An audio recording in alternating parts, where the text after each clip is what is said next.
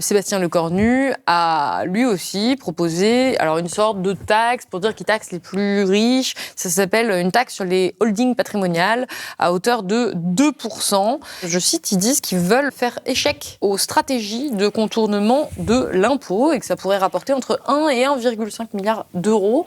Comment est-ce que vous voyez ce nouveau budget du gouvernement Lecornu ?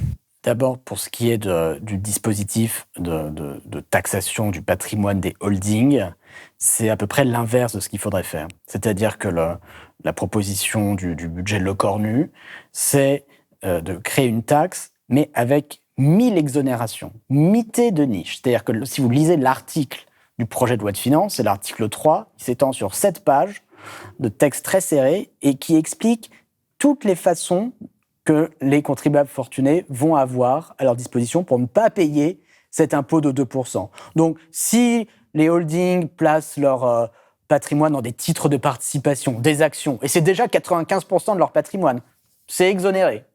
Si c'est dans de l'immobilier, à partir du moment où l'immobilier est utilisé pour une activité industrielle quelconque, c'est exonéré. Si c'est dans des PME, c'est exonéré. Enfin, il y a une longue liste comme ça, sans fin.